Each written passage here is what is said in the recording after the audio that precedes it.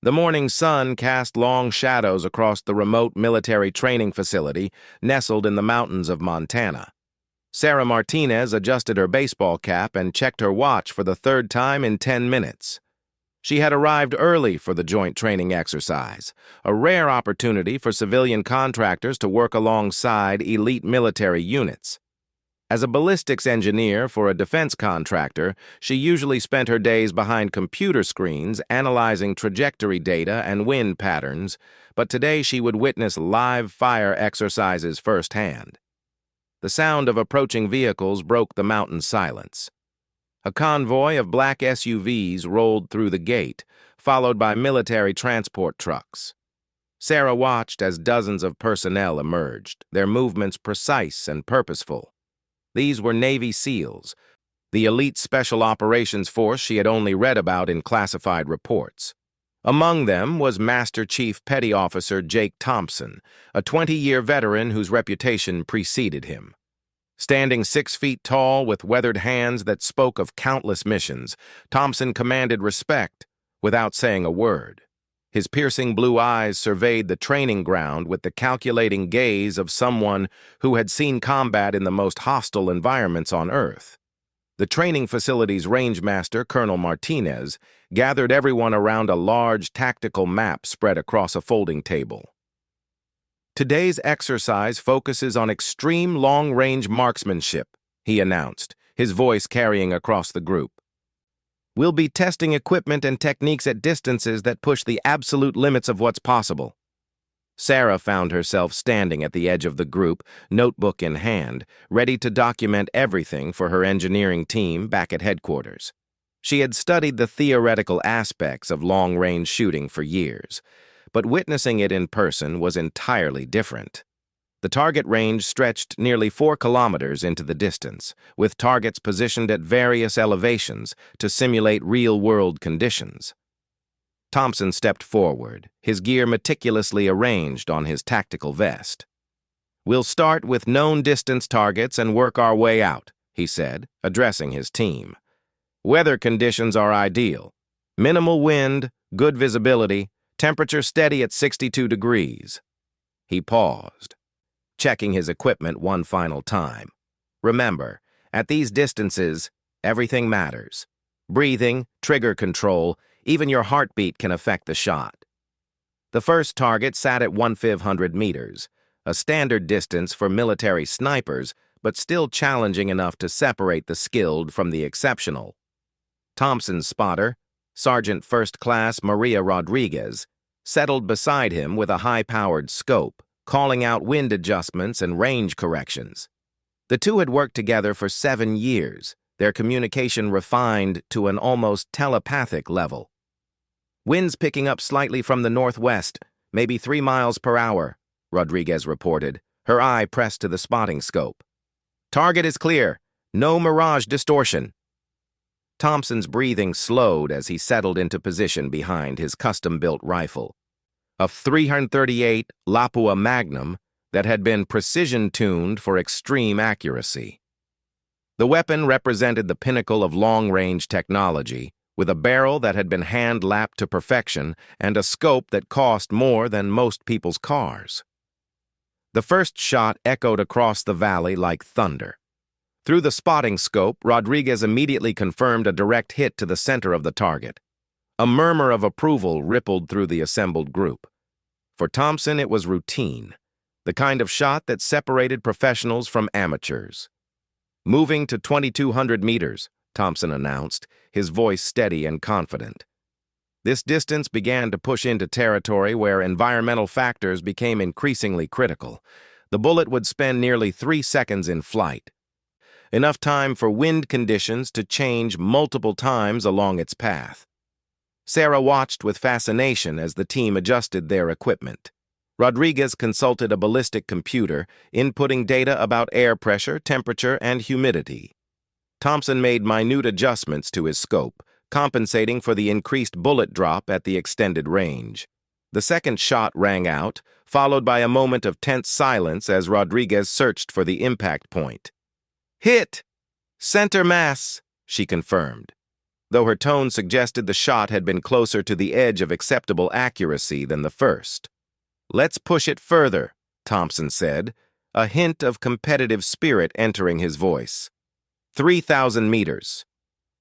At this distance, the mathematics of ballistics became almost surreal. The bullet would arc high into the air before falling back toward the target, its path influenced by factors that most people never considered.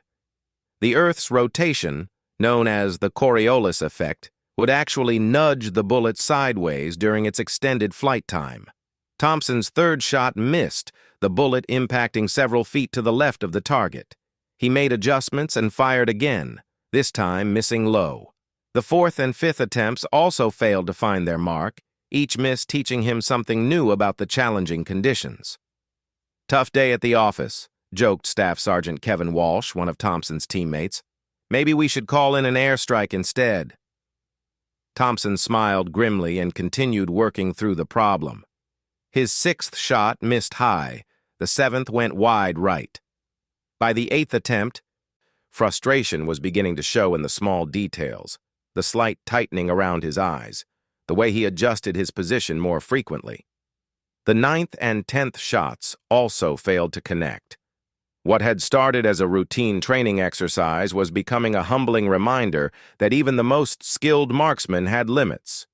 The mathematics were perfect, the equipment was flawless, but at extreme ranges, success required an almost mystical combination of skill, technology, and luck.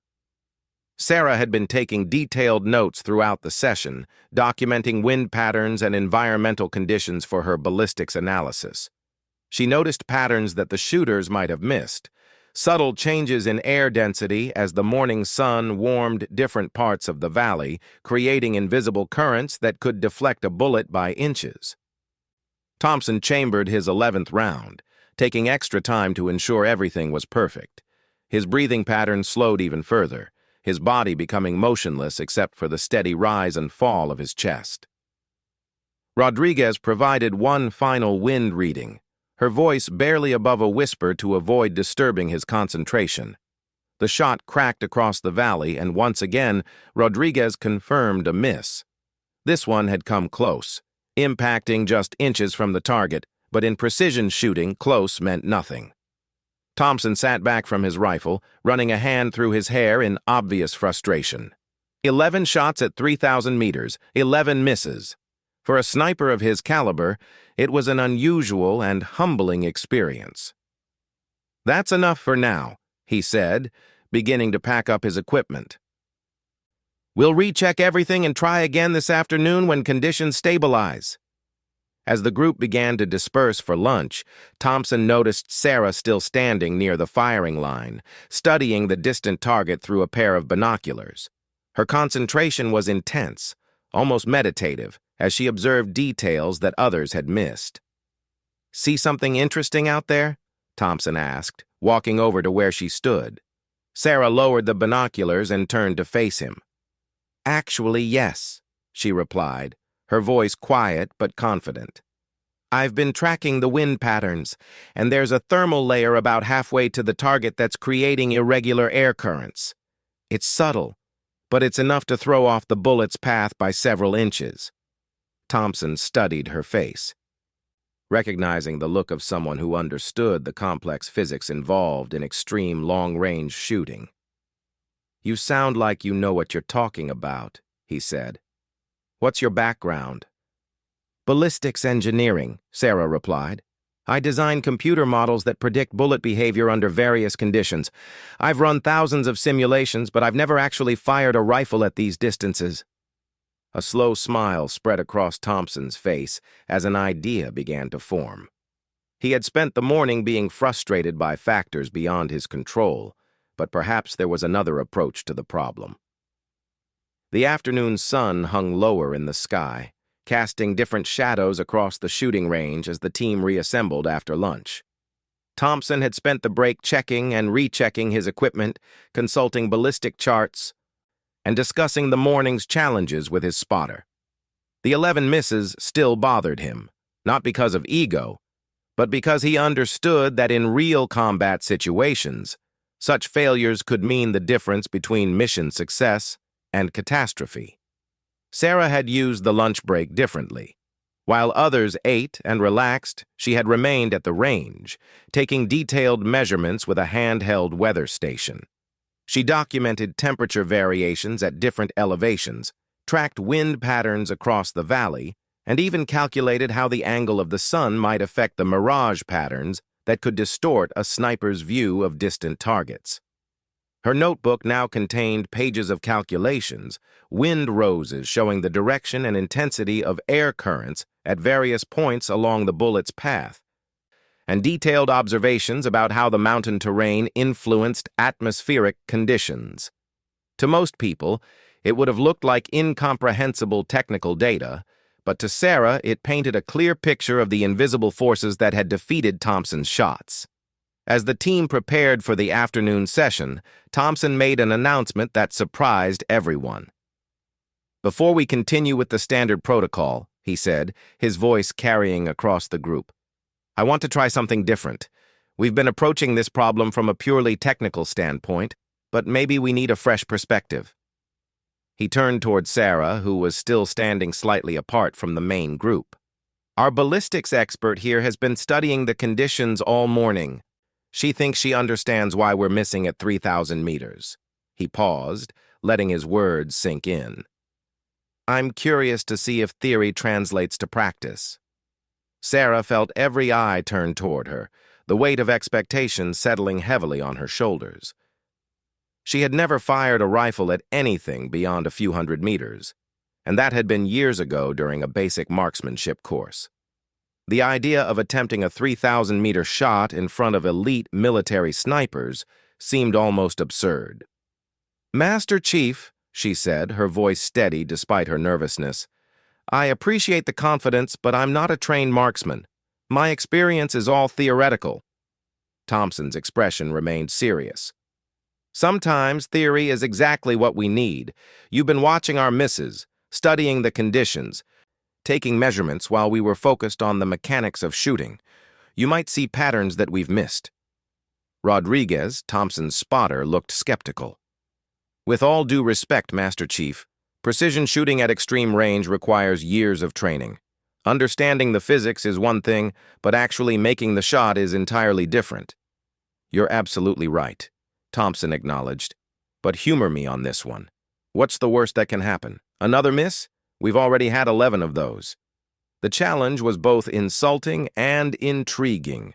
Sarah understood that Thompson wasn't questioning his team's abilities, but rather exploring whether fresh eyes and a different analytical approach might succeed where experience had failed. It was the kind of outside-the-box thinking that sometimes led to breakthroughs in engineering problems.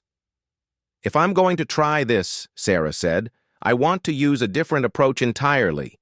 Instead of relying on instinct and experience, I want to treat it like a pure physics problem." She opened her notebook and spread it on the shooting table beside Thompson's rifle. The pages were covered with calculations, diagrams, and detailed environmental observations. "Based on my measurements, there are 3 distinct air masses between here and the target. The bullet will encounter different wind speeds and directions as it passes through each one." Thompson and Rodriguez gathered around the notebook, studying Sarah's work with professional interest. Her calculations were more detailed than anything they typically used in field conditions, taking into account factors that most snipers would consider too complex to manage during actual shooting. "The morning misses fell into a pattern," Sarah continued, pointing to a diagram showing the approximate impact points. "They weren't random. Each shot was affected by the same atmospheric disturbances, just at slightly different times as conditions evolved." She had plotted the trajectory not as a simple arc, but as a complex 3-dimensional path that accounted for wind shear, temperature gradients, and even the subtle effects of air pressure variations caused by the mountain topography. "The key is timing," she explained. "The atmospheric conditions change in cycles as the sun heats different parts of the valley. If we can time the shot to coincide with a moment of relative stability, we might be able to minimize the variables." Thompson listened intently. recognizing the logic in her approach even if it differed radically from his instinctive methods. "What do you need?" 10 minutes to take final measurements, and then we wait for the right moment," Sarah replied. "According to my observations, the air currents stabilize briefly every 12 to 15 minutes. The next opportunity should come in about 20 minutes. As Sarah prepared for her attempt, word spread among the other personnel at the range. What had started as a routine training exercise was becoming something more unusual, a test of whether pure scientific analysis could succeed where years of combat experience had failed. Thompson helped Sarah adjust the rifle to fit her smaller frame, explaining the basics of the scope settings and trigger control. "The fundamentals are the same at any distance," he said.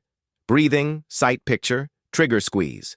The only difference is that at 3,000 meters, you have more time to think about all the things that can go wrong." Rodriguez took her position as spotter, though she admitted privately that she had never worked with someone who approached long-range shooting from such an analytical perspective. "This is either going to be brilliant or completely crazy," she muttered to Thompson. "Sometimes there's not much difference between the two," he replied. Sarah settled behind the rifle, feeling the weight and balance of the precision weapon. She had handled similar rifles before, but never with the intention of making a shot that would challenge even the most experienced snipers. The target, barely visible even through the high-powered scope, seemed impossibly small and distant.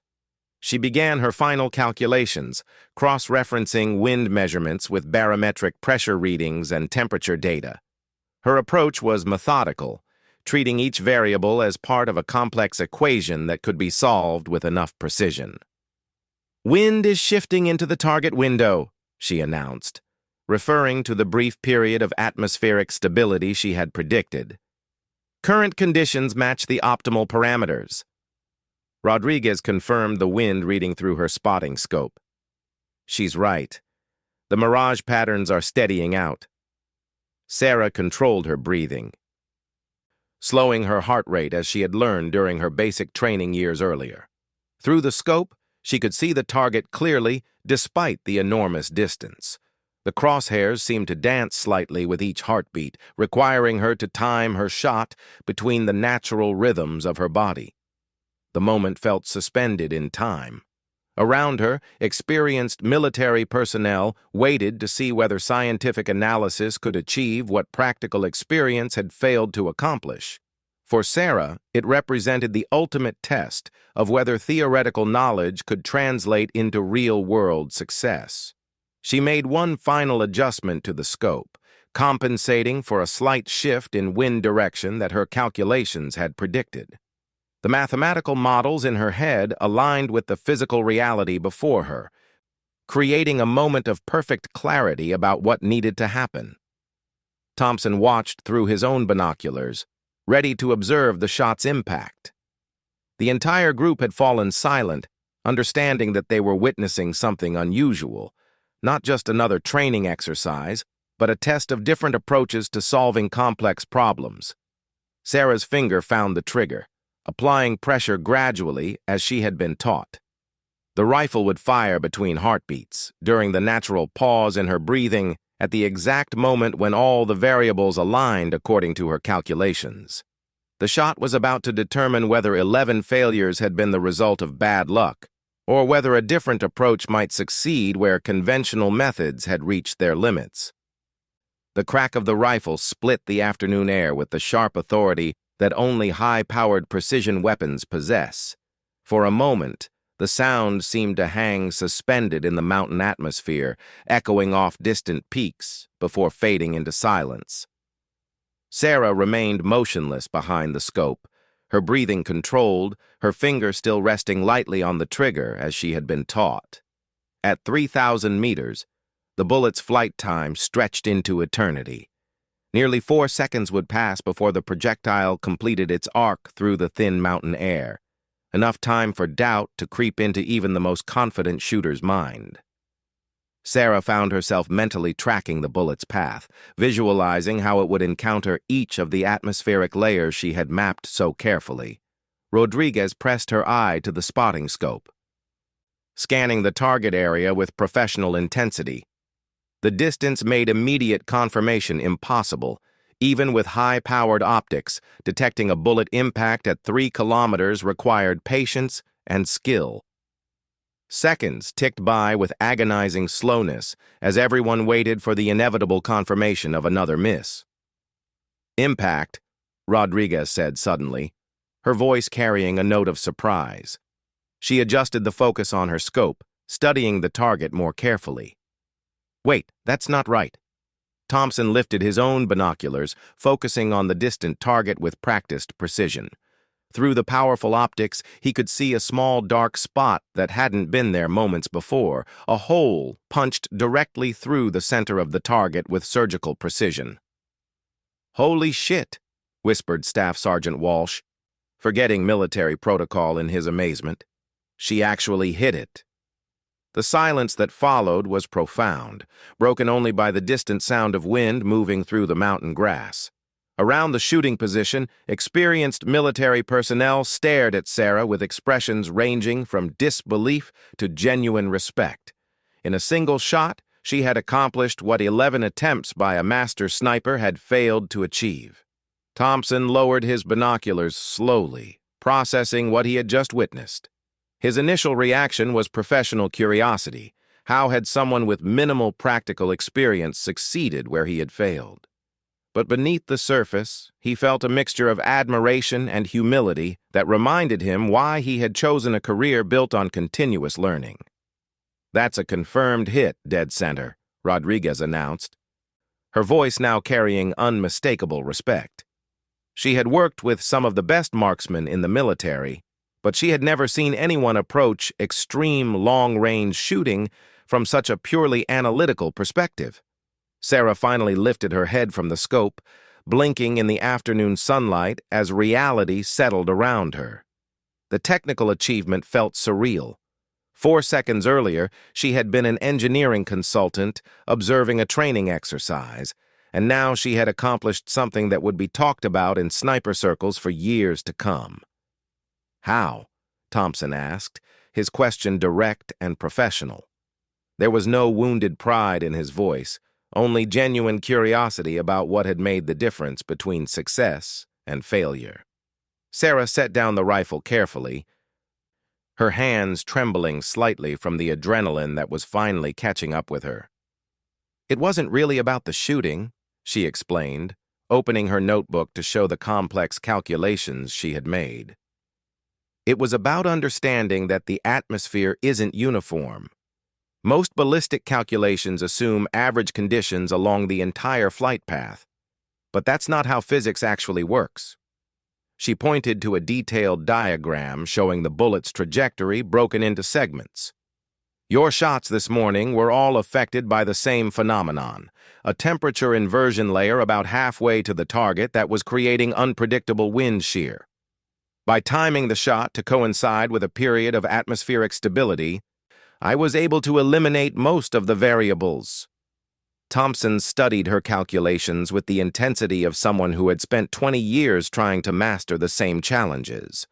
The level of detail was extraordinary, far beyond what any sniper would normally attempt to calculate in field conditions. But the results spoke for themselves. "You turned it into a physics problem instead of a shooting problem," he said, understanding beginning to dawn in his voice. "Exactly. The rifle is just a tool for applying the solution to the equation. The real challenge was understanding all the variables well enough to predict their effects." Sarah closed her notebook, still somewhat amazed by what had happened. "In engineering, we call it systems analysis, breaking a complex problem into manageable components and solving each one individually." Rodriguez had been listening to the conversation while continuing to observe the target through her spotting scope. "That's the most scientific approach to sniping I've ever seen," she admitted. "Most of us rely on experience and instinct to compensate for conditions we can't calculate precisely." The success had implications that extended far beyond a single training exercise. Sarah's approach represented a fundamentally different way of thinking about extreme long-range shooting, one that might be applicable in real combat situations where traditional methods reached their limits. Colonel Martinez, the range master, had been watching the entire sequence with professional interest. He approached the group as they continued discussing the technical aspects of the shot. "That was remarkable shooting," he said to Sarah. "But more importantly, it was remarkable thinking. Have you ever considered that this might be more than just an intellectual exercise?" Sarah looked puzzled. "What do you mean?" "Military applications," Martinez explained. "Special operations units occasionally encounter situations where extreme precision is required under challenging conditions. Someone who can approach the problem from a different angle might be valuable in ways you haven't considered." Thompson nodded in agreement. "We train for years to develop the instincts necessary for this kind of shooting, but you just demonstrated that pure analysis can achieve the same results. In some situations, that might be exactly what we need." The suggestion carried implications that Sarah hadn't anticipated. Her involvement in the day's exercise had been purely professional, a chance to observe real-world applications of the theoretical work she did for her defense contractor. The idea that she might have practical value beyond her engineering role was both flattering and somewhat intimidating. "I appreciate the confidence," she said carefully, "but one successful shot doesn't make me a sniper. I got lucky with the atmospheric conditions and had time to make detailed calculations that wouldn't be possible in actual combat." "Maybe," Thompson replied, "but luck favors the prepared mind. You saw patterns that we missed, asked different questions, and solved the problem in a way that none of us had considered. That's not luck. That's analytical thinking applied to a practical challenge." As the afternoon session continued, Sarah found herself drawn into more detailed discussions about the technical aspects of extreme long-range shooting. The military personnel were eager to understand her methods, while she was fascinated by the practical challenges they faced in real-world situations. The 3,800-meter shot had become more than just a successful training exercise. It represented a moment when different approaches to problem-solving had intersected, creating possibilities that neither side had anticipated. For Thompson and his team, it demonstrated that there were still new ways to think about challenges they thought they understood completely. For Sarah, it marked the beginning of a relationship with military applications that would eventually take her far from her comfortable world of computer simulations and theoretical models. The silent woman who had made the impossible shot would discover that some problems could only be solved by stepping out from behind the safety of equations and into the unpredictable world where mathematics met reality. The target, now bearing the unmistakable evidence of her perfect shot, stood as testimony to the power of bringing fresh perspectives to old challenges. In the years that would follow, that moment would be remembered not just for the technical achievement it represented, but for the way it demonstrated that the most complex problems sometimes required the simplest approach, understanding the physics completely before attempting to bend them to your will. The sun continued its arc across the Montana sky, casting longer shadows as the day progressed. But the memory of that perfect shot would remain vivid long after the equipment was packed away and the participants had returned to their regular duties. Sometimes the most important discoveries happened not in laboratories or meeting rooms, but in moments when theory met practice and produced something neither could have achieved alone.